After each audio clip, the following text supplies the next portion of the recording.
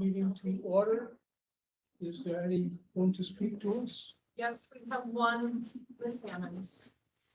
Hi, Caroline Hammonds. This person does not know that I was going to say this on and ask this on his behalf, but it has meant a lot to me. I wanted to ask the district to consider making the energy manager position a more permanent role instead of one that depends on grant funding. Since Fran has been in this role, he's really shown how valuable the position can be for our district. He has helped the district achieve significant energy savings by closely monitoring and improving how we use energy in our buildings. Beyond the savings, he's also helped bring education into our schools by teaching students and staff about energy conservation and how small changes can make a big difference. That kind of awareness is important for our students as they grow up in a world where energy and sustainability are becoming more and more important. He's also played a role in helping the district move forward with projects like thermal and solar initiatives. And he's also worked to secure grants that have brought real benefits to our district, including helping us receive an electric bus and the charging stations at no cost to us. When you look at the savings, the educational opportunities, and the grants he has helped bring in, it really shows the long-term value of having someone dedicated to this work. With energy costs continuing to change and new technologies emerging, I believe this is a role that could continue to benefit the district for years to come. So I just wanted to ask the board to consider whether making this position permanent might be something worth exploring moving forward. If it's not possible, then how will all of these gains and this work continue? Thank you for all that you do and the time that you gave me to speak. Thank you. Thank you, Carol. That it? Okay, so we'll move on to presentations, and the first one will be from the school counseling department. Got it. Good evening. My name is Jennifer Schreiber. I'm the Director of Special Ed and Instructional Services. As part of my role, I oversee our school counseling department, which I brought majority of this evening. So first we'll introduce everybody. Middle school, we have Ms. Sherry Cho, who's been with us for a long time. We have Lori Young at the high school, 11, 12, and then Trey Stober at 9, 10. We also have Juliana Bassino, who's actually contracted with us through Family Counseling Center, who's been tremendous. She could not be here tonight due to a family emergency, but we'll go over all of the roles of our staff. Thank you, sir. So as we start with everything, our work ties directly to our vision, mission, and values. And looking at our mission, everything we do is relationship based. We're building those skills, those social emotional skills. We're looking at individual skill development for our students, academic with ties to academic achievement that goes right along with what their interests are, talents, and passions. We also are building up student self-awareness culturally and social awareness as well. So that we're all building all of these components in many different ways. Each of one of our counselors wears multiple hats, and we'll talk about how each of those plays out. So our counseling progression. So obviously at the elementary level, we're working on a lot of those basic foundational social emotional skills, emotional regulation, how to stay calm, how to interact appropriately with their peers. We build in some of the academic support. We're working on executive functioning skills, for example, how to stay organized, how to know where your stuff is, how to put your things away appropriately so that you can learn best. We're also trying to build and foster that positive learning environment for our young students so they're passionate about education. At the middle school level, we are now navigating that world of adolescence, which is always fun. We're working more on building their self-advocacy skills, helping them hone what their talents are and their passions. So that will lead into the high school level where we're building and searching for schedules for our students that focus on their interests, that help them determine what they want to do in the future. So sometimes it could be they find exactly what they want to do, and other times they go, this is exactly what I do not want to do. So giving them those opportunities to explore all those different options. And then we have our college and career readiness when we're looking at more of our 11th and 12th grade. How do we help students access college programs, whether it be through just filling out applications, filling out FAFSA forms, all of that fun stuff, as well as, getting into a tech school or finding internships or diving right into the workforce. So these are all the components that each of our staff, our counseling staff, bring to the table each and every day, just at the different levels. So there's 3 areas that we would break down our work in school counseling. We have the social emotional learning. We're doing a lot of that work through our conscious discipline and restorative practices. But we also are building individual skills with students and kind of highlighting areas that students need a little bit more support so that they can be successful in our learning environment and later in life. We're also looking at career guidance. We're doing a lot of that work at the middle school level. That's where we're starting a lot of that work to help prepare them for the future, utilizing our academic supports. So how are we moving, how are we taking a child's interest in a career for the future, and how are we guiding that work when they're at the secondary level? All right, you're good. Yes, thank you. So again, Juliana couldn't be here tonight, but the one area that she focuses on and hones in on the most, that's then carried out by our team back here, is that social emotional learning and those skills. We have an entire social emotional curriculum that we use K through 12. Some of this is rolled out within our classrooms. They will do this either through restorative circles, or they will do that work in their morning meetings as a class. Our counselors push in as well into the classroom. Sometimes it's because the classroom is saying, hey, we need some support, whether it be bullying or speaking respectfully to peers. We might have issues with problem solving or those executive functioning skills. So we have 3 different tiers that we're focusing on for our kids. Tier 1 is that whole group classroom. Each of our classrooms receive targeted instruction 4 times a year in various social emotional levels, depending on their grade. From there, we have students that are targeted for additional support, and we'll do small group counseling sessions with them, and everything goes back to skill building. Excuse me, Jen, when you say targeted instruction, do you like speak to the whole class or? Yep, so in the tier 1, it's the entire class. It's the entire group. It could be an entire grade level at once that we're working on a skill. And what does that involve? What are you teaching them in that session? Well, I'm not, Juliana is, but what she's teaching, and it's a variety of things. So we look at our SEL standards that we've set forth by New York State. And so a lot of that is building empathy. It could be taking feedback from somebody. So when you get a test back, instead of getting upset, how are we utilizing that feedback to improve? Bullying is part of it. There's also Aaron's Law that is taught through large group lessons. Aaron's Law ties to, it's with human trafficking. So it's how to be safe. So think about like, these are my safe people and how to navigate those worlds. So those are some of the group lessons, and they're scaffolded based on the grade level. Does that make sense? And then when we look at small group, usually because our teachers have highlighted that there's students that have some missing skills. For example, we might have students that have struggled with self-regulation. Okay, so they need targeted skill building and practice, and that's what we would do in small group sections, sometimes during their lunch, recess time, or during a free period. They'll work on those skills, just like you would work on math skills or reading skills.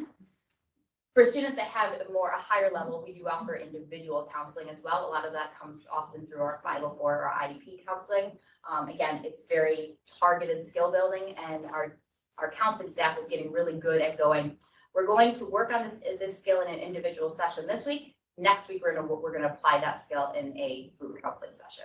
So it's, here's the skill, let's practice it, then work on our next skill. So that's how we kind of scaffold everything, very similar to how we would do math instruction, science instruction, reading, and so on. So that's East Hill. And again, the social emotional aspect is covered by all of our counselors, but then we'll dive into those other components as well. Go ahead.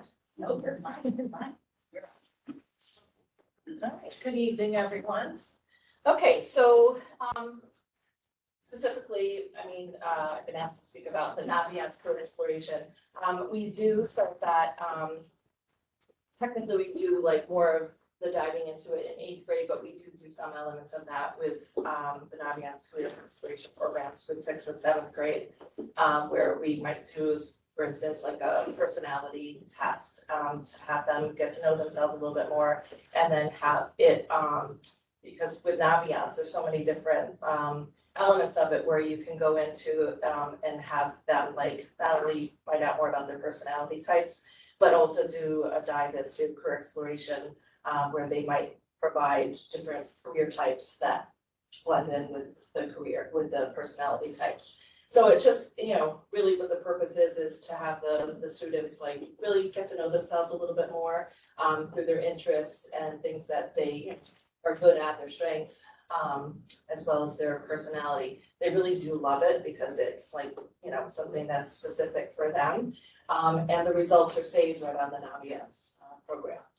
So, Excuse me, is that something that all students go through? yes. Okay. So they start this in sixth grade, they have access to it and they get there, it's right on their, it's right on their waffle, on their Chromebook. So they can access it at any time, as well, so, for instance, if we're having a conversation, like, sometimes I'll ask them, like, let's open it up, figure out with things. And again, it kind of just makes some things more meaningful for them if they, but yeah, we start this in sixth grade, so. And they carry that all the way up. All the way up to 12th grade. Whatever's built in there is theirs, yeah. Yeah, it's a portfolio that they just build onto it every single year.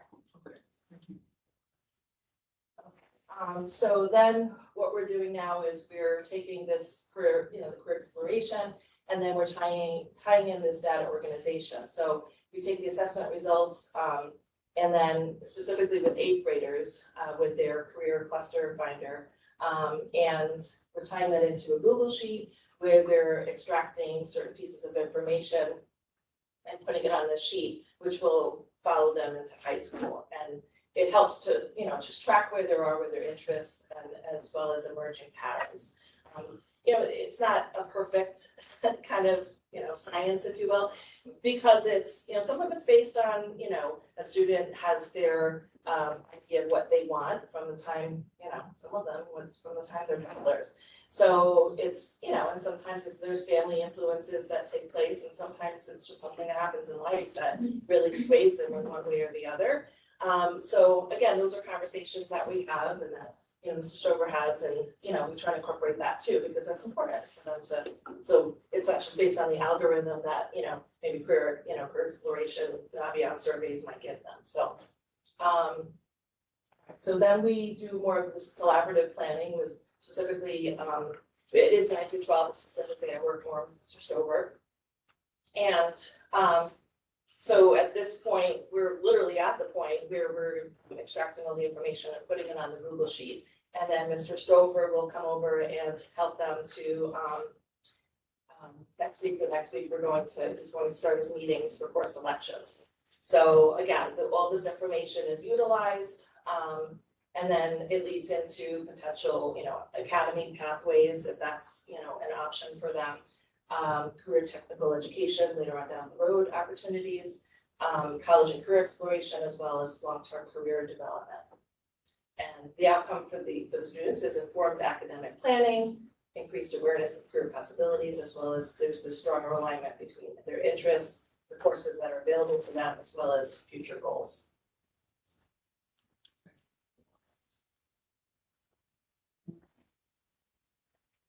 Perfect. So, kind of piggybacking off what Ms. Vito said, so what I do is I go down to the middle school, meet with the eighth graders, kind of have a conversation with them, kind of get a general understanding like who they are and like what their interests are. And then she spoke about the career cluster. So what the career cluster does is a little assessment that they take, and when they take the assessments, various questions just about them and kind of like the ciphers between like what they're interested in. And so at the end of the assessment, they get a list like six different jobs that they're that may be close associated with them. And so what I do is I take that and I take the Google form with them, and then the Google form has questions is how many years of schooling would you need for that? What is the median salary for it? What education do you need in order to get to that, right? So we use kind of that Google form to kind of get them to brainstorm about what they could potentially do in the future. And so, which kind of segues into our academies that we have. So academies we have education, business, CSI, tech trades, pre-college and STEM, culinary arts, and then distance learning isn't an academy, it's just another segue that they could take. For example, we use culinary. So I know here we offer food and nutrition, we offer gourmet foods, right? So the goal is, say I have an eighth grader who is interested in culinary. And so I put them in that academy, so the goal of the academies are to allow that student to kind of get first dibs on that class, just in case it overfills. So I know we offer food nutrition, right? So what I do is I pair them all freshman year, they take food nutrition. And then sophomore year, they would take global and gourmet foods. So what that's happening is kind of keeping them on a path of things that they're interested in. And I know kids' interests change as they get older, but that's okay. You're not always stuck in this academy when you get put into it. For example, I know that we may not offer some business classes here that other schools may offer. So that's where distance learning comes into play, because then I can do a little bit of research and say that I know we offer accounting, but say that we didn't. Say like Fonda offered accounting. Now I can kind of communicate with Fonda saying like, when do you offer this class? When can I? And kind of figure out where I can fit into that child's schedule. So this is kind of just our academies and a way to get kids to start thinking about their future. And again, yes, things change, but just because they're not interested in business doesn't mean they can't do the next one, which would be culinary arts or any other academy that's on this board. What percentage of the eighth graders are deciding to take an academy? So right now, I haven't gotten to that part yet, because right now we're in the phase of them filling out the Google form. They all took the career clusters, so I can get back to you with that data once I go down there. Okay, thank you. Trey coached football and coaching basketball. Interact with 7th and 8th graders, so they used to know that before it was that. Means that. Okay. So then Mr. Stover passes the students off. I do the juniors and seniors. So we're gonna start really looking into, planning for their future. So are they interested in a skilled trade? So we're gonna look at the Career and Technical Education Center over at HFN BOCES. Some other options we have available to our students are early admit. Right now we have students that are taking early admit through FMCC and as well as SUNY Cobleskill. And next year we're looking at a student that's interested in Schenectady County Community College. So that gives them the opportunity. Excuse me, question there. Oh, my kids took early admit, but we had to pay for it. Do they still have to pay for They it? do, they do. They do get state financial aid, but because they are still high school students, they don't qualify for federal. So it can be a barrier at times, but for the students that are really, go ahead. Well, I didn't want to cut you off. I was just put my hand up ahead of time. You're all right. How many people are doing early admit? Well, this is only my second year, so I usually have at least 3, if not 4 students a year that typically go that route. So that's at least what I've noticed since I've been here with the district. So yeah, it can be a barrier having, to have to pay for that. At the same time, if you look at it, if you're going the college route, you're gonna invest in yourself anyways. So you can get it at a reduced cost, because they do get a reduction with the Excelsior Scholarship. But it does get them a jump start with really being in high school, fulfilling our requirements so they can graduate, and then almost getting a year under their belt of college so that when they actually graduate from high school, they have 1 year, if it's a 2-year program, 3 years for a 4-year program. So it's a nice option for our students. So that's a big savings. It is. So then if students aren't really able to do the early admit route, we do have our college and the high school classes that I do have listed for you. So we have computer apps and financial accounting, we have psychology, food science actually is new this year under our college and the high school offerings. Mrs. Schaefer did a lovely job getting us certified through SUNY Cobleskill. So the students that want that credit are actually earning 3 college credits through SUNY Cobleskill for that class. English 11, Spanish, French, both college and the high school classes. And we have intermediate algebra, we have college and the high school algebra. Our stats, pre-calc, calculus comes from SUNY Albany, and anatomy and physiology. So they can take up to 11 credits through FMCC. So it's nice to have calculus as an option through SUNY Albany because they can still max their 11 at FM and then take the additional 3 credits for calculus through SUNY Albany. So again, still earning credits, still being able to decrease the time that they're going to spend actually having to pay full tuition at college. We do offer AP classes as well. I do have those listed out for you, American history. So the numbers you see in parentheses, so there's 16 students that are in that course right now and 16 students who will be taking the exam. Biology, 8 out of the 8 students are taking the exam. For English 11, we have 17 out of 17. English 12 is 10 out of 10. Global 10 is 22 out of 22. And calculus is 3 out of 6. Some of the students chose not to take the AP exam for calculus because they already know the colleges that they're going to are not going to honor that credit. So another option that we do have available for our students as well through, oh, I'm sorry, go No, ahead. that's okay. So I know you've only been here for 2 years. It just seems like these numbers are a little lower than they used to be 5 years ago. I'm just wondering, anybody have an idea why? The AP courses, you mean? Mm-hmm. I think more shifting over to the college. Yeah. Well, if you only have 3 going, that's still only Yeah, 3 added on to those numbers. The college and high school, college and high school. college and high school program. Okay. That's not the ones, I'm sorry, not early mid. Well, it's like they don't have the biology, and I know 5 years ago, we had 20 kids back then. So I just was wondering what's happening, that we might see that shift. I don't know. I don't know the source. That's what I think. Something we can, you know, We can look at or we can do in-depth, Mhm. data on that, you know what I mean, in terms of asking some of the students as well. Right, yep, so the English 12, I know there was 20 something in that also, Yes. and Some has to do with a little bit lower enrollment too, but some has to do with the shift in the college. I just don't see any English up there except for English 11, Or, the college and the high school credit. Mhm. So it's just something. Yeah, so they're not think- taking their senior year, I know what you're saying, right? For example, English, Well, right, well, they have to take some kind of English, right? no, I'm saying that the AP, they're not taking the AP, well, or they're not taking a college course, so where are those kids going? Yeah, what are they doing? Right, Right, good question. Yep. I got you. so they'll take English 12. So they have the option to do English 12 or AP English. But what she's saying, which kind of makes sense, we're starting to lose a cohort or a group of Right, kids that yeah. were taking English 12, for example, AP, but they're not, but there's no college English. So, right, I just was wondering, yeah. yeah, good point. So there are also students that take new visions or go through some of the CPE courses. English is an embedded credit within those programs as well. We've always had that though. Yeah, Right. Yeah. we're seeing some of the increase in English being offered with more of those guys. Okay. And just one thing too, to add on this, HM BOCES is looking to do a coaster for the college courses. We can then get aid on it, so we can rearrange how kids pay for the college courses. So it might be minimal or nothing. And the AP, we cover the AP courses. Right, So, and Dr. Rao also gives money to students who qualify. So I think slowly but surely, we're getting to the point where we might not have to pay much at all for any of the college or. well, that's AP good, so I was courses. thinking with the AP class, it's free to them, to Exactly. take that and get that 3 credits.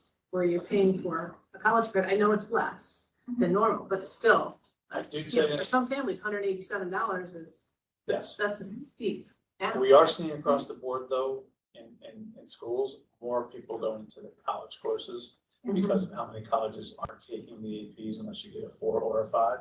Mhm. Used to be 3 sometimes. Yeah, the state schools will take 3. Yeah, some, Mhm. some.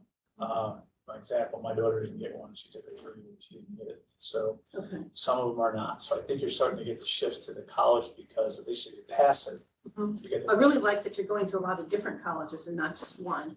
I think that's really key for a lot of these kids. And we can start selling that coaster with BOCES hopefully, and then hopefully ramp it up. And the academies will start kicking in too, because remember, every academy has a college or AP course that they have to take. Oh, okay, So we should start to see the numbers starting next year. okay. Because the kids will be juniors, we'll start to see those juniors and senior numbers increase. So, Thank you. So another option we do have available for our sophomores going into their junior year and then our juniors going into their senior year, Hudson Valley offers free college courses over the summer. Students can take up to 8 credits. There's where you're getting your English. We don't allow to take that. We don't actually, like, I'll go through it if we offer the college class here. I won't approve it, we'll have to take it there.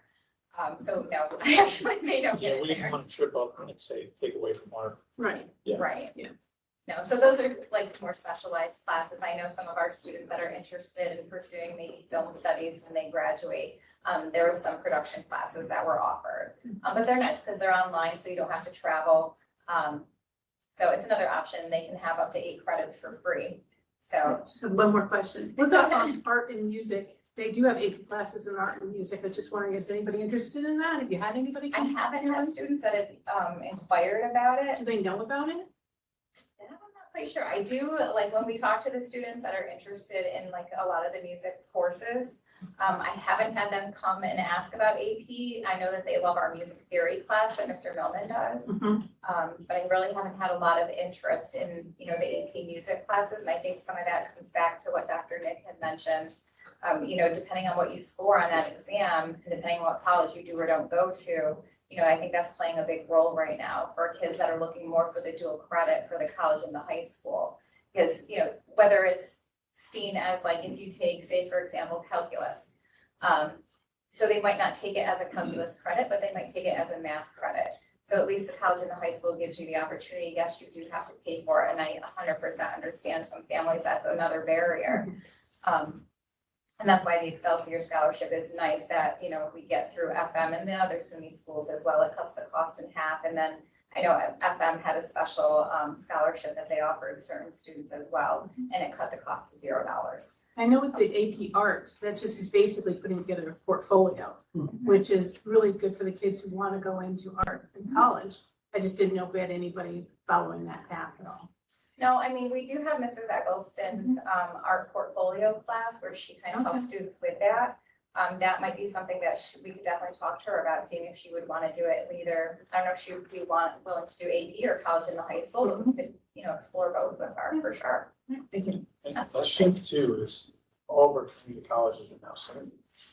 So any Yeah. college courses coming from Albany or FMCC are now throughout the entire state. A lot of our kids go to state schools and are getting those courses as opposed to maybe NP and 3, they're not getting it at all. So that's, it's another shift that has happened, but. Good. No, perfect. So just to end it, to help some of our students that don't have the opportunity to go on a lot of college visits, what we do is partner with FMCC in the fall, and they host anywhere from 30 to 40 colleges typically in their gymnasium, and then the students can, you know, filter through and talk to some of the admissions counselors that are there. A lot of our classes take the kids on specific field trips to specific colleges looking at like nanotech. They just took them, I think, 2 weeks ago, you know, to that college to explore those. And then of course we partner with FMCC to do our financial aid night for our families here. Any questions? Thank you guys, appreciate it. Well, thank you very much. It's really wonderful to see the kind of work you're doing, and we look forward to seeing the students prosper. Thank you.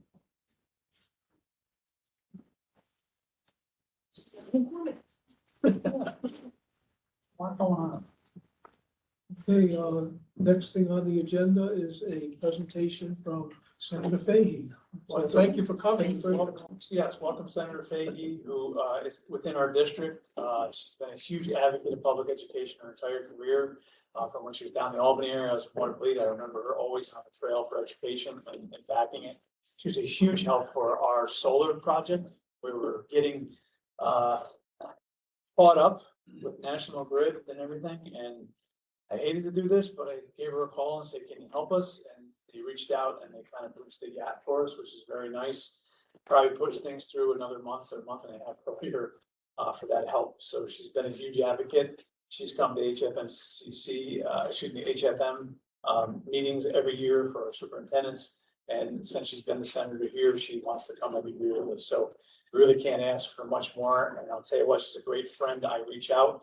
I go on sometimes my tirade over the amount of foundation aid we're getting, but they get back to me and explain that this is what she's fighting for. And so they've been a great partner in education. Does she give it to you? Most of the time, she does. Thank you.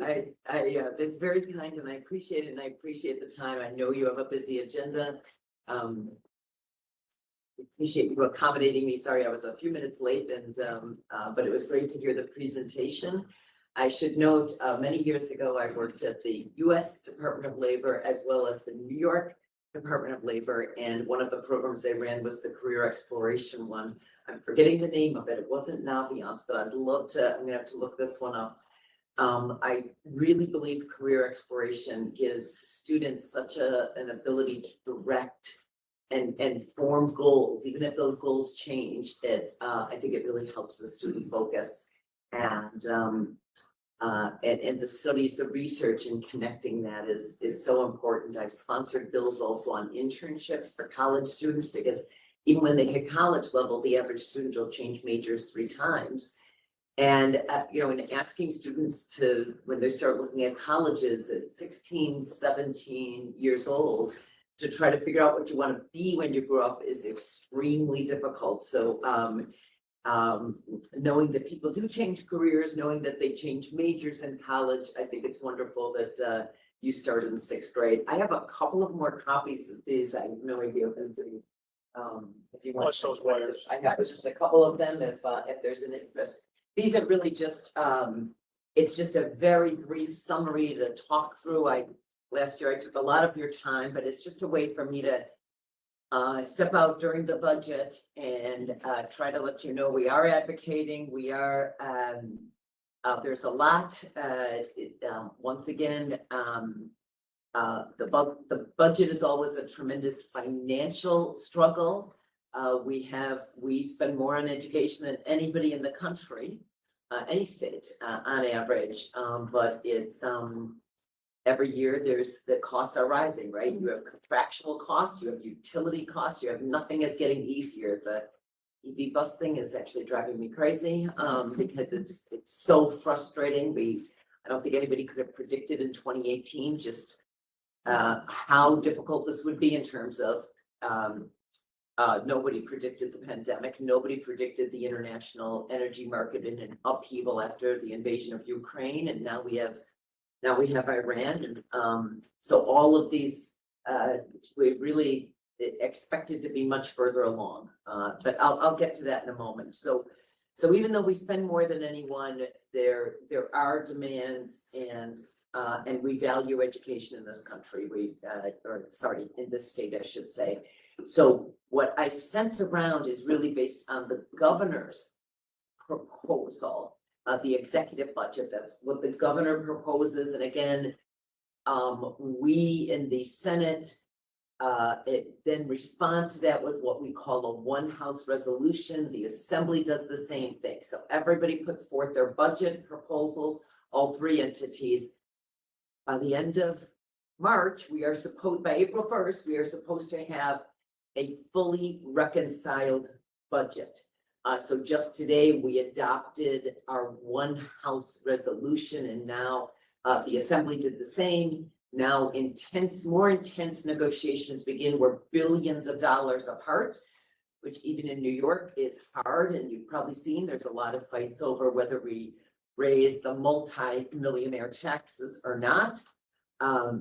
And there's concerns about that, because even if they are multimillionaires, there is a concern that we are losing some of our wealthiest individuals. We know we're not hanging on to enough families. So it's a real tug of war. And in the meantime, we are continuing to struggle with increasing utilities. We are continuing to struggle with housing shortages, which is a national problem.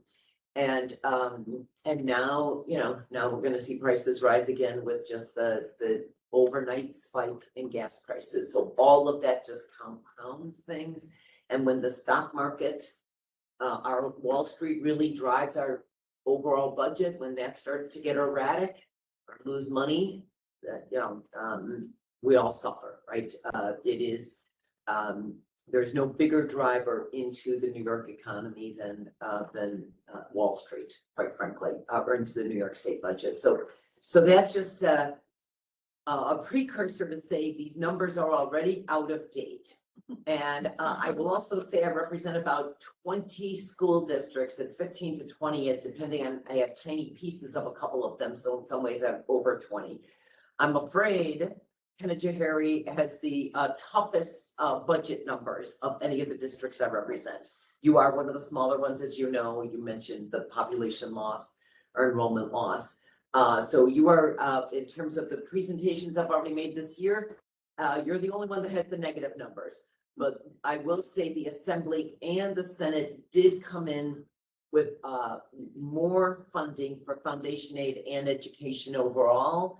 The desire from the Senate, and I'm quite sure this is the Assembly, I'm still trying to absorb all these numbers. Keep in mind, the budget is thousands of pages long, so we try to condense things into a couple of pages. We also did PowerPoint presentations where we try to get it into 12 PowerPoint slides. It's a lot.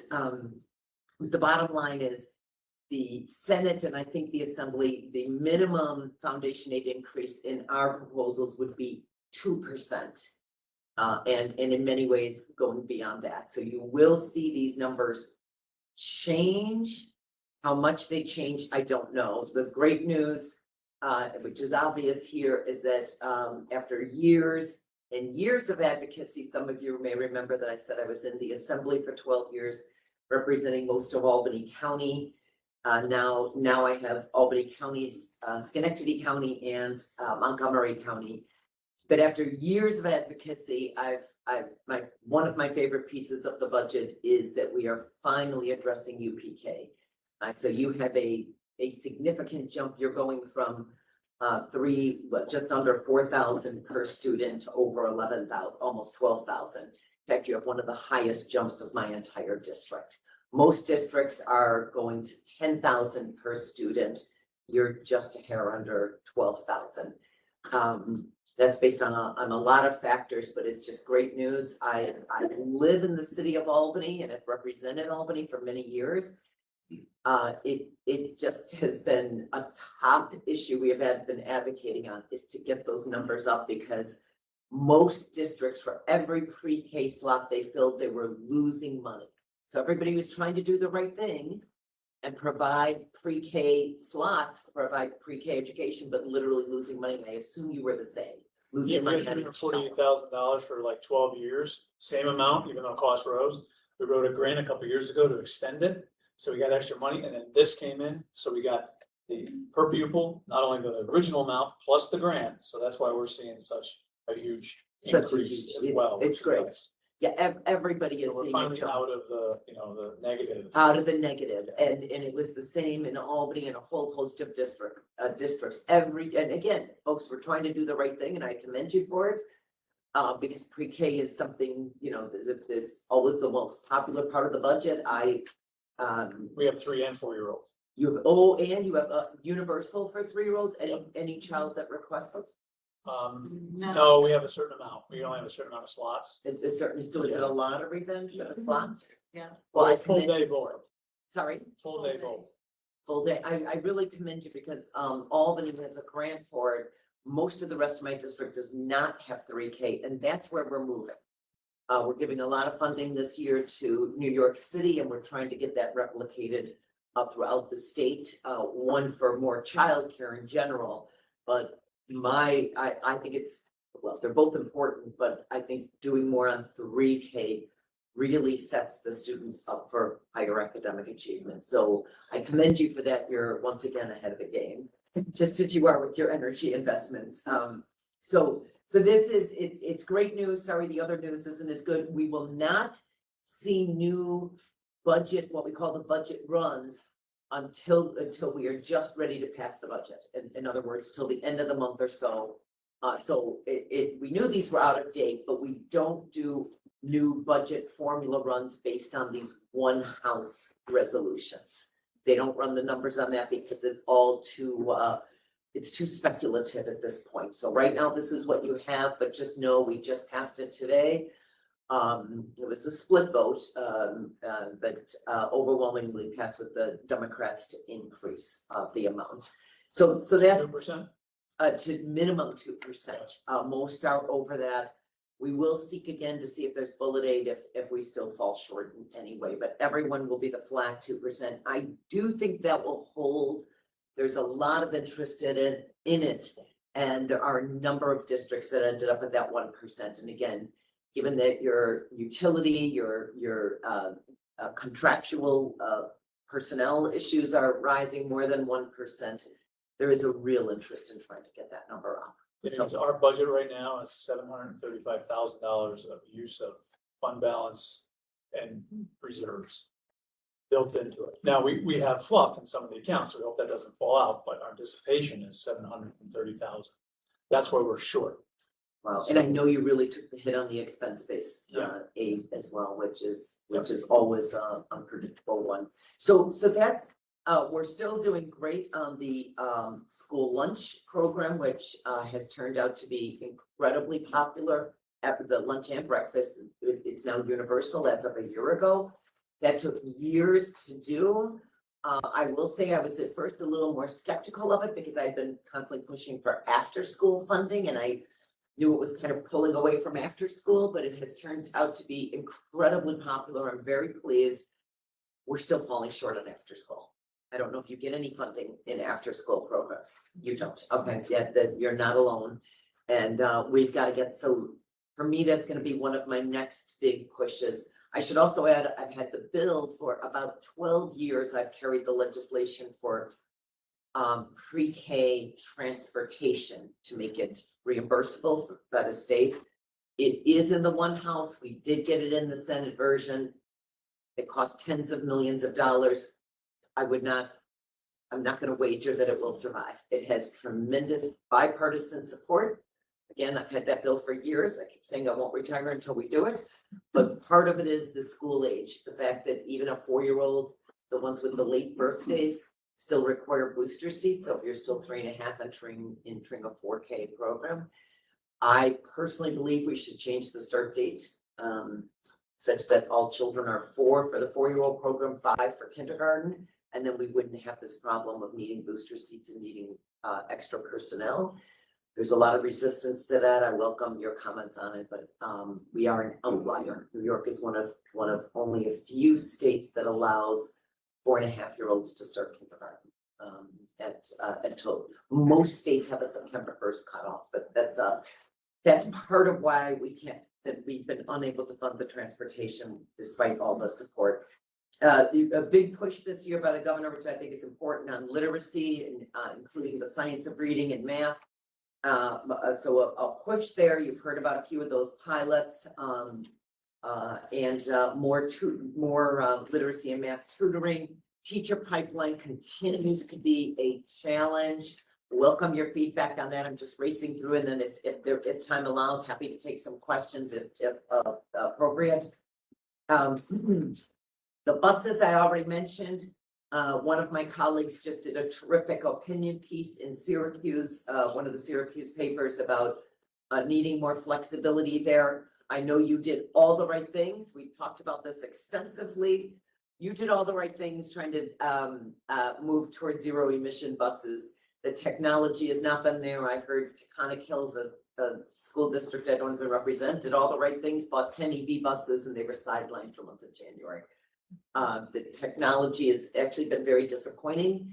CDTA, the Capital District Transportation Authority, I don't think it comes out this far, it goes to Amsterdam. Yeah, just Amsterdam. They were the first transit authority to have EV buses in all of upstate. Even now their newer buses are hybrid buses, just because of the need for flexibility. I'm going to continue to push on that, just because it's because of the technology, because of the infrastructure, and because technology, meaning that the buses literally were sidelined with the extreme cold. So I'm just what it does to the communities too. I mean, they're seeing it. We're going to spend $400,000 in a bus, and like, where are you going to come up with those funds? You know, and I think that's a big piece of it. And so that's causing dissension there too, which you don't need anymore, because as we know, the only place you can vote on a budget is your school. So where they can take out any frustration, anything is here.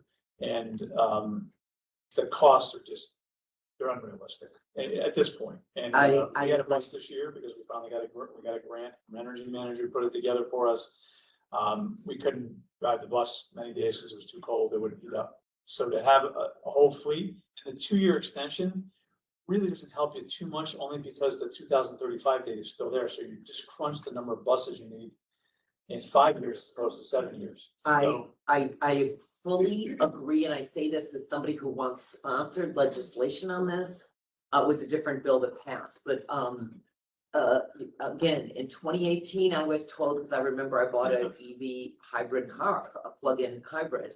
And I remember hearing from one of the state contractors, oh, yes, the chargers are gonna be in all throughout the throughway, just for the average car driver. So that, again, no one could have predicted how many upheavals we've had. Everyone predicted the price would come down and have parity. I mean, look what's happened with EV cars. So it's just, but I urge you to really, we need the superintendents, we need school board associations, we need administrators all to be more on the same page. Right now, everybody's asking, until there is a uniform voice on it, I'm banging my head against the wall internally trying to get change here. Everybody just says, well, everybody can get the waiver. I know it's more than that, and It is, because the waiver is a little bit of a bear as well. And- For somebody who did everything and was ahead of the game, we still have to put in a lot of pieces that we can't get from National Grid and we can't get from the organizations. And then you're frightened because, let's do the math. In September of 2027, which is 1 year and 5 months away, we're supposed to have a set of buses that we're gonna purchase. They're gonna be, EV buses. That means infrastructure in place, building projects, chargers, fire suppression. That all can't happen in 15 months and is that if you have the waiver or without the waiver? without the waiver. Without the waiver. But if we go with the waiver, remember, it doesn't push the end date, so it crunches Yes. now. Now you Yes. have 5 years to get everything done.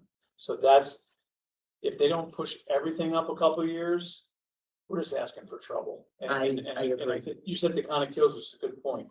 We had a modified football game to Taconic Hills. We would never make it on an electric bus to Taconic Right. Hills because it's 102 miles. And what do you do with 40 kids on a bus with a football team halfway and say we gotta charge up? It wouldn't work. No, So- no, Those are the real concerns. but I'll be honest, internally, that message is still not resonating. Right. So, Not and resonating, because but everybody's it asking makes for sense. something Yeah. different. Yeah. And there has to be more consistency among BOCES, among the school boards associations, among the, because everybody's they're all over the map, and as you know, with advocacy, Yep. it doesn't work until it's more consistent, and So so. consistent messages, it's not working. Right, That's the consistent but message. but some just want to extend the waivers, some, like the school board association has said, well, let's repeal it. Well, that's just not a. Right. That's, I can't take that back. Sure. So, An extension would be the best thing. Another 2037 extension, as opposed to 2035. Yeah. Let's look at this again in 2 years, meaning, let's look at the technology, let's hope the technology reaches to Yeah. the point. And Yes. give because if 700 school districts put in a building project for their bus garage, you can imagine the backup of that too. But that's gonna have to happen. and we're seeing school board votes go down over this, 100%. and that's another thing, so. Ours will go down in flames, and rightfully so. Yeah. What I've also seen some school district do is just literally put this in a parking lot, pun intended.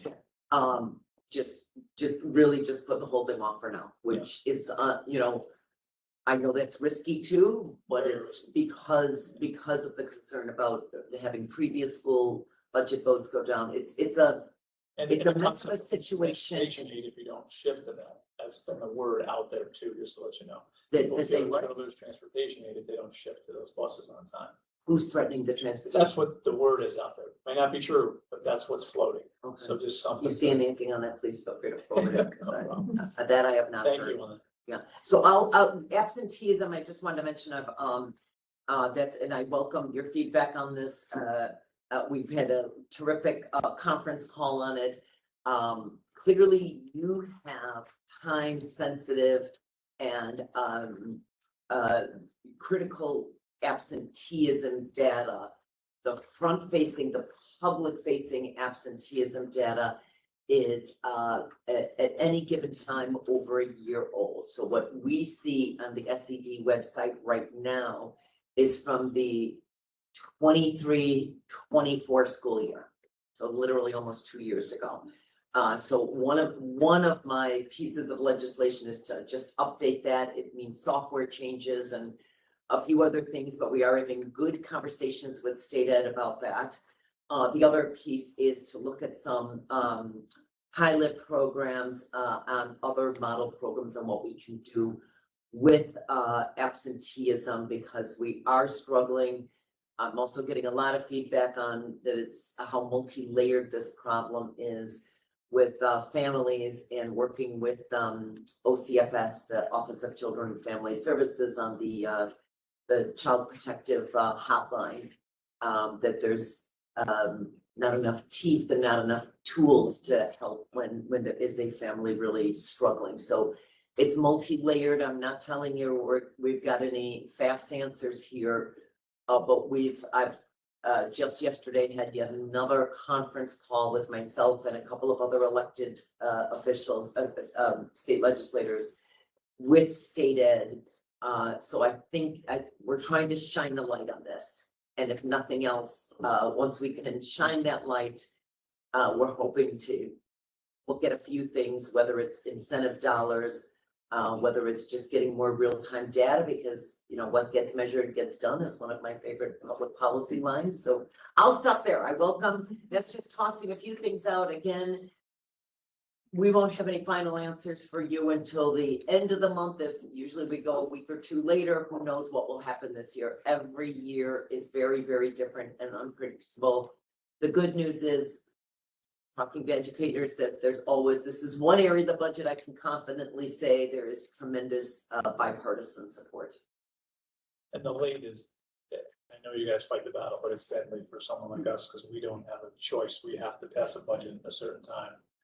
And it's, you know, I asked your colleague, I know John very well for years, John McDonald, and I said, maybe we should look to, if you extend yours, extend ours, you know what I mean? Because it's very tough to tell the public, there's our budget, but we don't know how much money we're getting yet. As somebody who I should also, I introduced myself a little bit last year, and I'm sorry I didn't do it this year, but it feels like 100 years ago, but well over 20 years ago, I also served on the Albany School Board, and it was right after 9/11 when the state economy did a complete nosedive, and the budget was just crushed.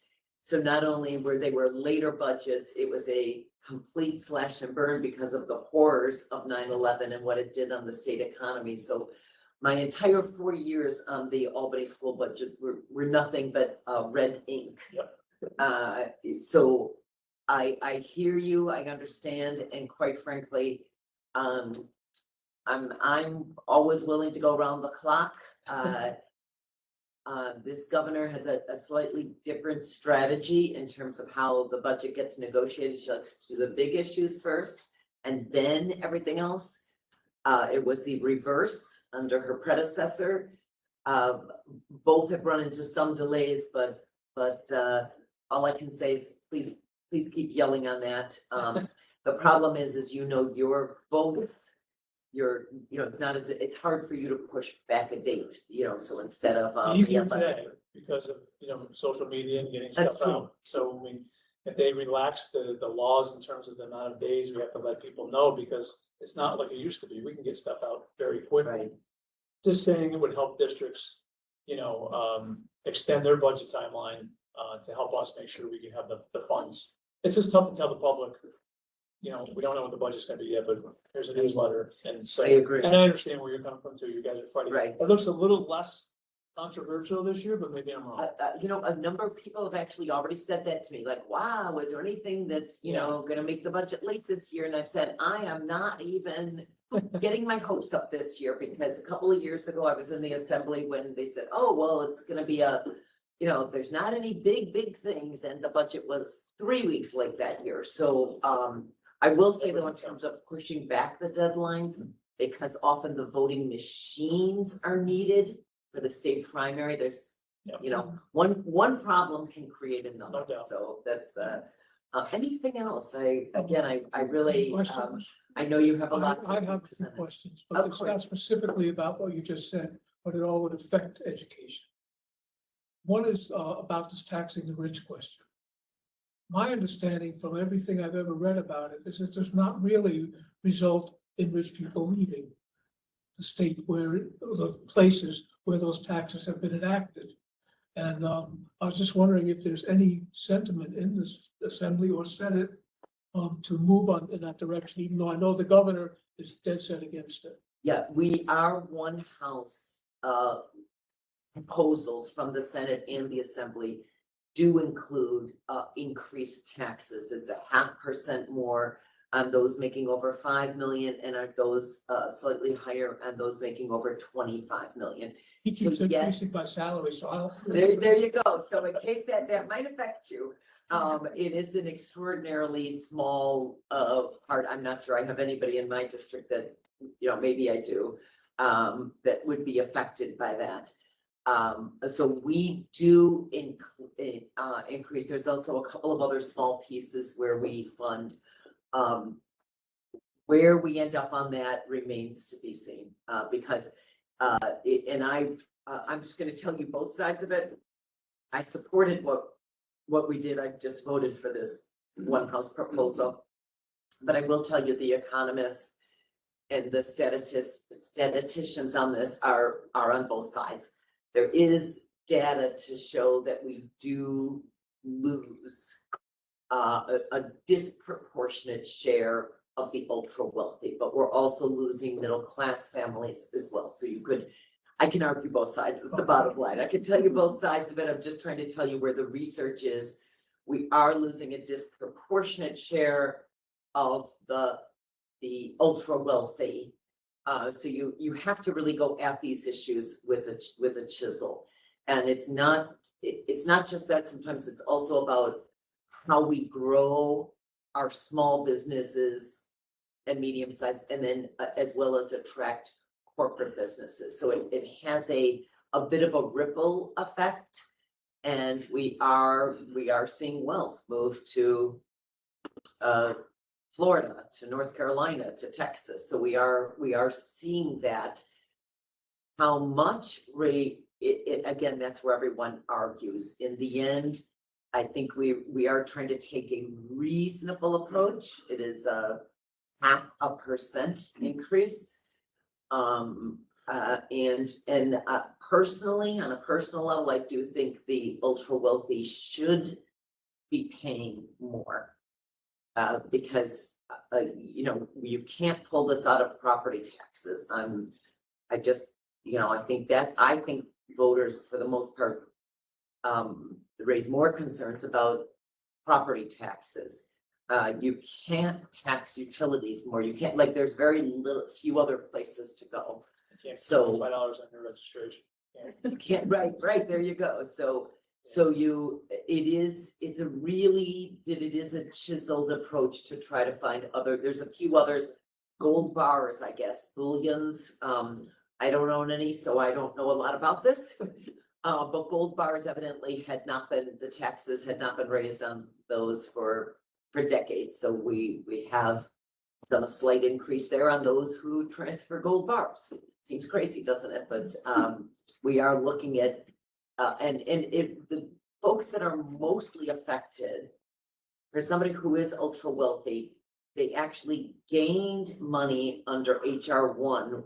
That's the big beautiful bill signed on July 4th. That bill cost New York roughly $10 billion if you add in some of the loss of COVID funds. So the individuals that gained money, the ultra wealthy that gained money under that bill, we'd be reclaiming it for the state. So if you really think about it, we're trying to reclaim what we lost in the federal legislation, and we lost $3 billion in Medicaid dollars. So it's no secret we're being hurt every day by the new Trump administration. And I'm not trying to be partisan. The numbers are the numbers. I'm just saying we have to make that up in one way or another. Okay, I have other questions if anyone else doesn't. Okay. Another thing I think that would not only help the school district's budget, but also all New Yorkers' budgets is the New York Health Act, which I know you were a sponsor of. And I was wondering what are the chances that might be found, just for everyone's knowledge. The New York Health Act would make New York a single-payer healthcare state, the first one in the nation. If it were to pass, it would mean you would have no monthly health insurance premiums. It would cover health, hospitals, dental, hearing, long-term care, vision, and it would be a huge, huge benefit to all New Yorkers. And it would save our school district about over $3 million a year, which is much more than our foundation aided. So I was just wondering, what are the chances that this might ever pass? I would not be placing bets on it. It's so complicated, and it's no secret our healthcare system is an absolute mess, but you really, most would say you really need a federal partner there. We don't have that partner right now. We just don't. And it also means shifting healthcare costs to payroll taxes. And there's opposition to shifting that burden because it has to be paid for one way or another. And then you have a lot of organized labor, the labor unions that have really very good health care plans right now, and they are opposed. So you have opposition. So it's we're a ways away from that, but is healthcare just a mess? And when I go before my school boards, one of the biggest drivers, I mentioned utilities a lot, but the healthcare costs are, we're spending, it's just under 1/2 of our state budget is going to healthcare costs right now. I mean, it's not sustainable, but there's no good answers. There's just no good answers. And again, we spend more than virtually any other state other than California. So but I don't think you're gonna see a complete change toward it's somewhat like a Medicare for all. So it's. My last question. Okay. Is what is the history or the hope for the ICE legislation to pass that would put restrictions on what? That I bet on. You can wager on that, but and I don't know if you've had cases here, but I know it has affected, we're in regular touch with the farming community. And we have had, there's been real disruptions to our agriculture industry with migrant workers being arrested. We've seen a lot of concerns from our cities and towns with individuals being arrested. So there is a real interest in passing a package that would help to better protect migrant workers. I happen to carry the legislation that would require masks off of ICE agents. We have all spent hundreds of millions of dollars on body cameras for state police, local police, corrections officers to have more transparency in our law enforcement industry, and much of the industry has embraced that. And so having the masked armed agents has really fueled tremendous concern. And so I do think you will see a package in the next month on that. But thank you for tolerating my. It's all right. I know it's not school related, and thanks to all the members. So anything else? Anything else, anyone? Okay, well. Well, I appreciate the time, and I appreciate all.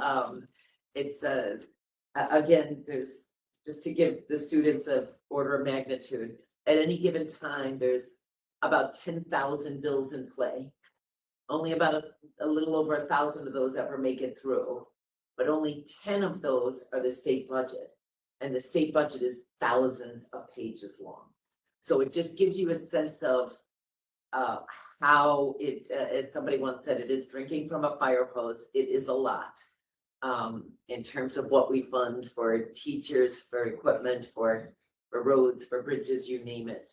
You may only hear about a few of those, but it is a lot. So that's why it's hard for me to answer specific numbers, but I know this is one issue that has tremendous support. Many of the others have a lot of debate. So I appreciate the interest, and I should also add, I know you're not paid, the board members. So thank you for your service to not just the schools, but to the entire community.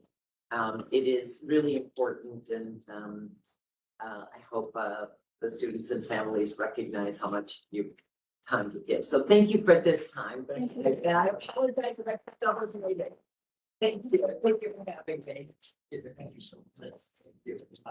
Okay. Yes. Thanks. Next is a student representative report. Take it away, Xavier. So Tuesday this week, we had the Music in Our School concert and art show. So we showcase student artwork in our gallery in the hallways, high school, as you saw enter the building. And that's art from all grades, high school, middle school, and elementary school. And it all culminates in a concert, which also has multiple different music groups, from different buildings. The concerts are always very well attended, so it's nice to have those two together. So people attending concerts also get to see the art, maybe they wouldn't have. So that's always a great event. Another thing that is new is as you probably already know, spring sports are now entirely merged. So our track, softball, and baseball are all merged. And from a student perspective, I think socially, the transition probably be very smooth, as we've already merged multiple different sports. And many student athletes have experienced these merged teams with coaches and students from Fort Wayne, and have already formed these bonds and friendships. So obviously, if you're on a merged team, the first few days are different. Lots of new faces, but I mean, with the nature of sports and being on a team and how it brings people together your week, you wouldn't have it any other way. And that's your team. And it's very, very valuable for students to recognize that. Also, the important thing about merging teams, I think, for students is the coaches that we gain. I think the numbers with obviously increasing for the athletes, gaining more coaches who students from our school never experience if we were merged. Is very important because there are a lot of coaches from the other district who have a lot of impact and roles in our students' lives. Obviously, some of the drawbacks for students are changes in facilities, where it's located, and this obviously varies depending on which sport you're in and what level. But that's about it. So for the senior speaker series, since the last meeting, we've had Stan Cutie, who is a journalist for the Daily Gazette. He's a writer, photographer, and reporter. He came in and spoke about his career, especially in locally. He reports on sports and local events. We had Pete Roman, who is the county executive. He came in and spoke about his career path, which is a very interesting one. And representing the county, he talked about new things that we can expect, and just how much work goes into improving the county from his position. And that although it may be slow, the way they decide things, they do projects, there's a lot of people who are being out for us. And we also had Mark Benson, who is the athletic director at the University of Albany. So he oversees 19 different sports and tons of different programs and responsibilities. And he very well could have sent, someone under him, or an employee, to come and speak to us, but he chose to come out himself and give us a presentation and talk about his job and the industry of working in college athletics and all the different career paths that students could have there. We have multiple students interested in either sports journalism or sports physical therapy and training. A lot of students get interested in that through our athletic programs. They have very valuable experiences in sports and then want to take that as a career, either in training or managing or journalism. And yeah, that's it. Any questions, comments? All right, thank you very much. Okay, next on the agenda is the superintendent's report.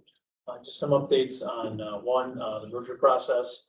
We've had the focus group team meetings all along. We have another set coming up through the month of March. We met with the ambassadors again to see how things are going and get feedback, things of that nature. We're going to start now to plan forums to get out to the community. We got feedback from both the ambassadors and the CFP panel as well. about, and the focus teams about where we want to go next in terms of forums and what we want to talk about. We had the April 15th meeting, which will be the next board meeting. It will be here, but it'll be a joint meeting. Go in the auditorium first, where we're going to talk about the merger process and have Mr. Timms come and talk about the 5-year plan. That's coming up as well. And then after that, we will start to kick off the forums and get out to our communities and start talking to people about the process again. So a lot moving and shaking and going on. So we keep moving forward. We're getting some information back on merger aid. Talked to the person in charge down at the superintendent conference, and we asked, what happens if we don't merge? And, we move on, and a couple of years later, we look to do it again. He said this will probably be the most aid you'll ever get. They'll restructure the aid formula again, and it won't be going up, it'll be going down. So interesting comment on that, from $84 million to, I don't know where it would go after that, but it would probably, as he said, go down. So there's some things to think about. I think the 5-year plan will show not a great outcome, and we can start letting people know what happens if we don't merge. That's not necessarily a negative, it's just a realistic of what would happen if we didn't. So we'll start That'll be talking about this. available April 15th. Correct. And that's the Thursday meeting? That's the Wednesday one. Oh, it's the Wednesday, one, Yep, but it will be here. correct. Yep. Building projects, we had all the bids come back on the geothermal, and that came under bid, which is fantastic. Because we can start to kind of do some things, maybe second shift work, pay some people to come in for second shift so we can get that moving quicker, so we don't affect as many classrooms. Which is going to be the tough part with this. We're going to have to move classrooms to different places. The next 2 weeks, I've been meeting with King and King on a $30 million project as they start to formulate those plans to move to state ed. But everything's on a great trajectory moving forward on the building projects. The Amsterdam Rotary Club put together an adult prom event down in Amsterdam. It was a pretty neat event. I went down there. And they had raffles and different things there, and they raised money for post-prom parties for everyone in the county. They came today and dropped off a $4,500 check for the post-prom. So just fantastic for our students and the ability to make sure we can give the gifts and guest speakers and everything that we would do for the after prom parties. So that was really nice today. I met with the founders of the STAR program earlier today, and they're talking about a STAR challenge that they did, you might have remembered a couple of years back, where the students created a change to our district and our school, and it took the students to come up with the ideas.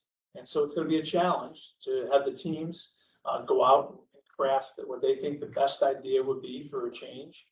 It's up to them. And what we'll do is present that to the board, present that to the administration, the winner of that challenge.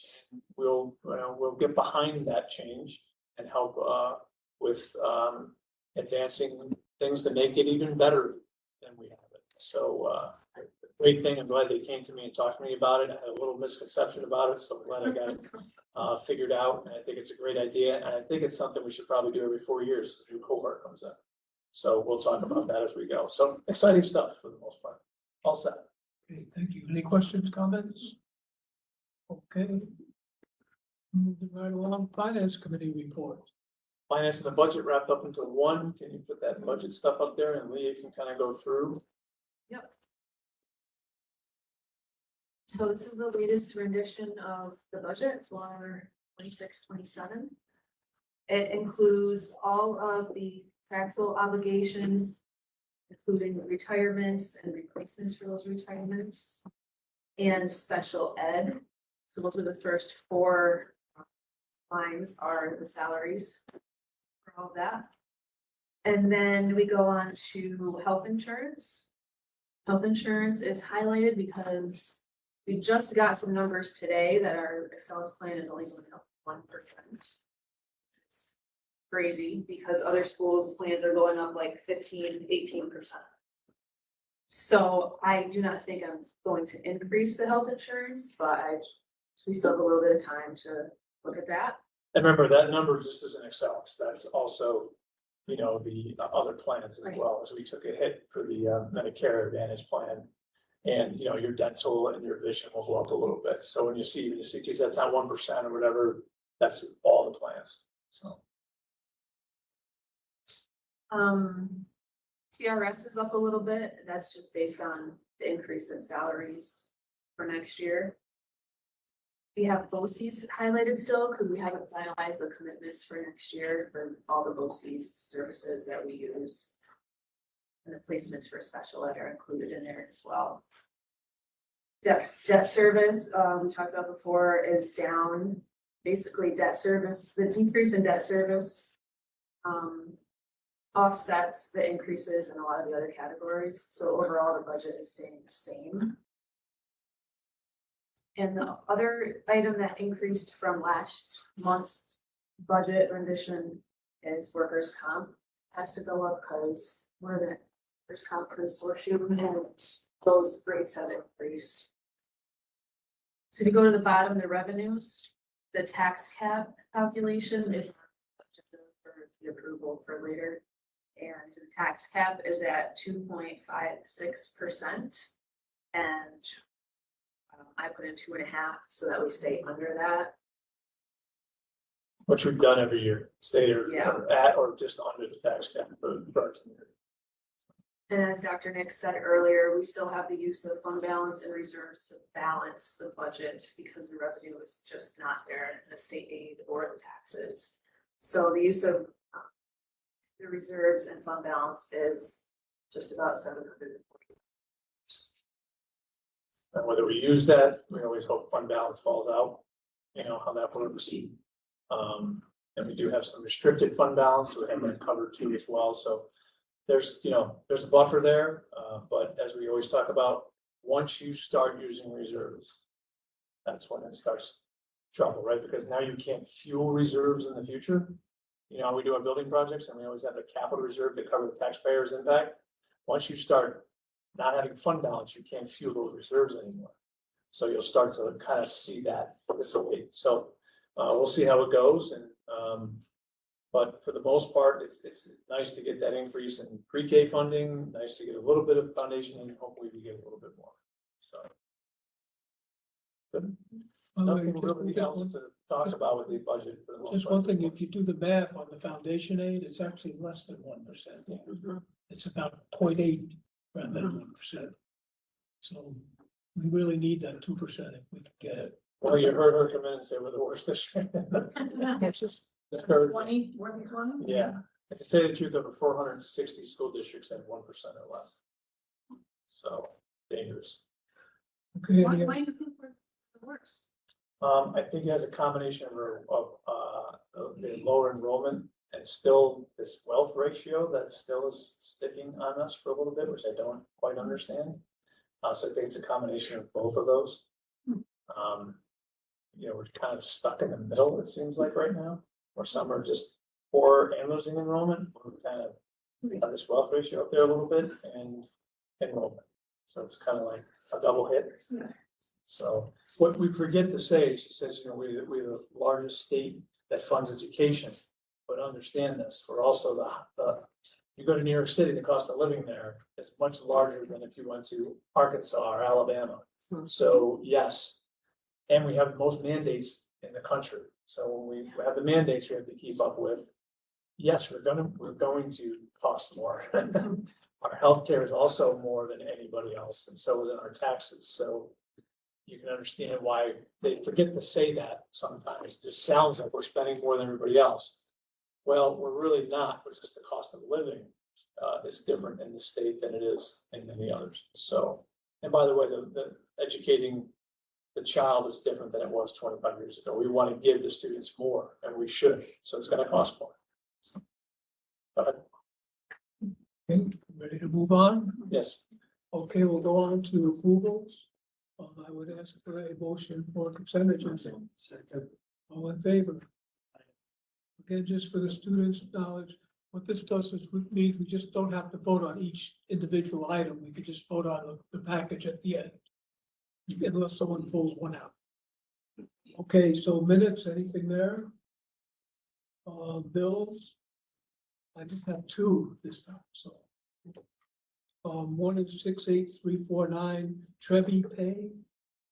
That's the new company that we pay for all of our. What? Walmart. Oh, okay. And then 68359 Kelly Brothers. That's one of Steve's vendors. And that had something to do with a door replacement at East Hill. Okay, thank you. Any other questions there? Okay, moving right along to treasurer's report. I won't say anything, bite my tongue. Okay, budget transfers. Tax cap calculation. Approved proposition for bus leases. No, okay. Approve the proposition for equipment reserve expenditures. Okay, then approve the proposition for a capital project extension. This is the geothermal, it went out at 14 million, it should have went out at 14.4. This is all covered under the $1.4 million grant.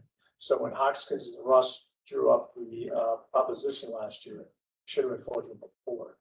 So no extra cost to anything, no extra cost to taxpayers or our reserve. This all came from the budget, so it's just recalculating. And all three of those will be included in the budget hearing, which is scheduled for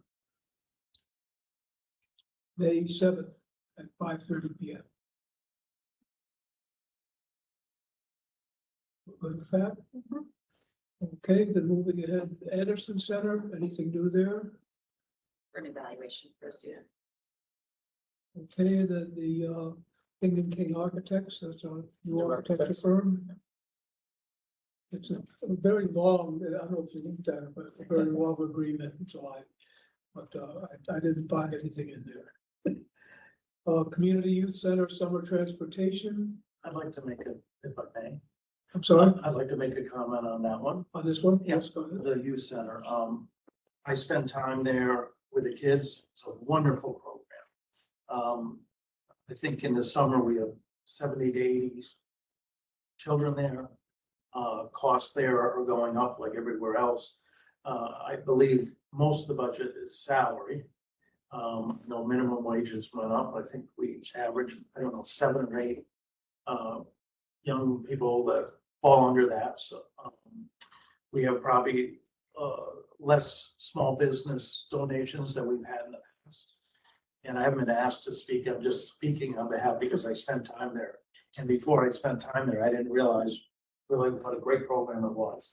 And now that I actually spend time there and I'm more aware of it, because my kids didn't go there. It's very valuable for the families. It's very reasonable. They get snacks, they get food, they get trips. But as it affects what we're discussing, the school generously, the district provides transportation in the summer for us. I'm sure that's expensive. I'm sure that keeps going up. But having said that, if have a flat increase on that, or there's any wiggle room in the future to lower that. The biggest cost drivers for the youth center, honestly, are salary for staff and, believe it or not, the summer transportation. So it's the second biggest cost they have, and it's critical for that program, for those kids to get out, see different things. And we have kids from Canajoharie, Fort Plain, Nelliston, Palatine, so all of the local district students are involved. I mean, some of them from all those districts. So anything we could do in the future, I'm sure I speak for the director, she's very appreciative in the work that the school provides that. So that's it on that. It's an outstanding program, and a lot of kids go down there, but without a doubt.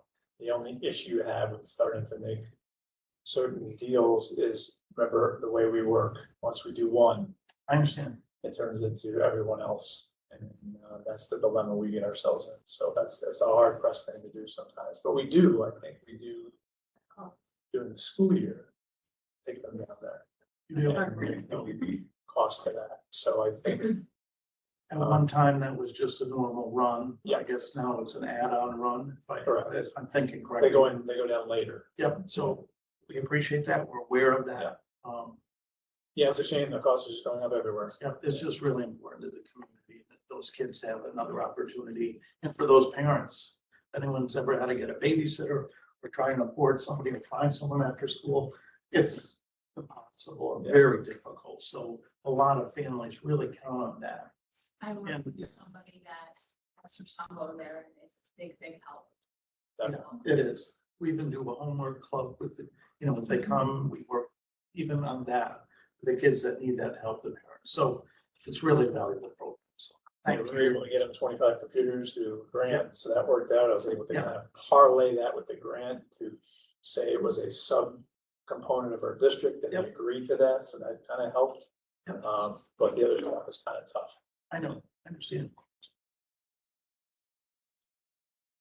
Okay, and we have, anything else on that? Okay, then we have the, youth, wrestling program. Is there, Same thing as the other year. Yep, okay, and combined sports, it's for next year. Or for this year, sorry. anything there? Okay, I would entertain a motion to approve the consent agenda. Motion. Do I have a second? Second. All in favor?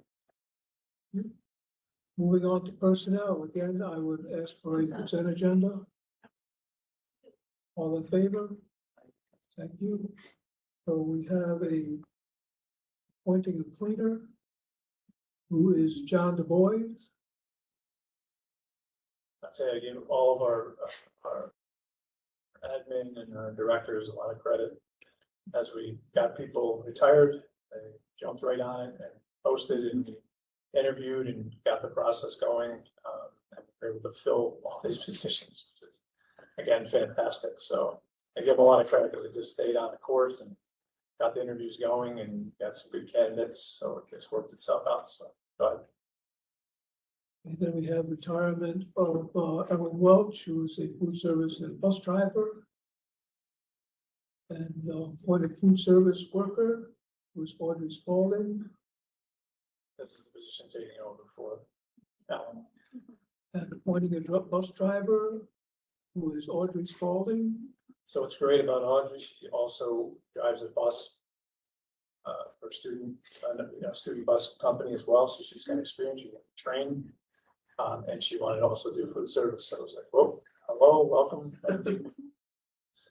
One thing I'd just like to say is that whenever I'm at meetings with other school board members from other districts, and I tell them that we don't have any bus driver vacancies, they're like flabbergasted, and I think was just so blessed to have those positions filled. Gangsters. Okay, then we have resignation of food service worker Carissa Barlow Bean, Will be taking over at the high school. and appoint a head cook of Carissa Bean. Appoint a driver's ed teacher. This will come as a shock to you, Dwayne Harris. Spring coach, I don't want to get rid of it right now. that's Evan Kraus for modified baseball. Again, just shout out if you have any comments or questions. Appoint a drama volunteer, was Christopher Minerich. Appoint lifeguards, Bryson Becker, Ron Fernandez, and Quinlan Forrest. Those two. Oh, by the way, we also got $6,000 from the county to pay for a swimming program, help pay for a swimming program, which is kind of nice. They gave money to Amsterdam, and I said, "What? Second, why are you giving that money?" They said they're doing family swim. I said, "Wait a second, we do family swim." And she goes, "Okay, we'll give you $6,000 too." So worked out pretty good. Right place to write down. That falls on I would have found out anyway. And then, feasibility study stipends, We talked about this. last Yeah. time. we're asked to, reimburse, Apollo, Ambrosio and Schwabrau and, Patino for the extra work they're required to do for the merger out efforts. And, also Andrea Volbeck for $300 for the extra work that she's asked to do. So if there's no questions on any of these, I would entertain a motion to approve. Second. All in favor? Thank you. And we have upcoming meetings, April 15th in the auditorium, well, Nick just mentioned those. But 8:15, April 15th at 6 p.m. and, well, you can read those. Yes. That will be an extended one, so bring your sleeping bag. We'll have, retirements, we'll have, tenure. We'll have presentation by the departments. We have our 6 to 7 o'clock, meeting with the joint boards. And, we also take a little break to have cheesecake and drinks and welcome everybody. Now I'm wondering, why did we decide to have a department presentation on the same night that we're having retirements? and Everybody tenures? else too, so, you know why? Because they were coming anyway for the tenured people. So, Also the BOCES annual dinner is April 1st. If anyone plans to attend, let me know. So by next week, I think. it's always nice to have at least one board member, and Mark's gonna be in, Bulgaria. Bulgaria. We can radio them in, but. I can just tell you that if you go, the students do all the cooking and they do a really wonderful job, so I'm. I'll be attending too, which is always nice to have somebody, so somebody can make it. It'd be great. About an hour and a half. And what are the specially called meetings in April 29th and May 19th? Just The 19th is the one, the 29th is for the one that we have to approve the board, the BOCES. And the 19th is, for the election. After the vote. The vote, yes, the vote, excuse me, the budget election. okay, this is just counting the votes. Yep. Yes. Okay, thank you. The one will be virtual, the other one can be 2, and make it to the elementary. Okay, so, for the executive session? Yeah. Okay, I would entertain a motion to move into executive session. All in favor? Aye. Thank you. Thank you. Okay, good night, everybody. Thank you for coming. It's the old time.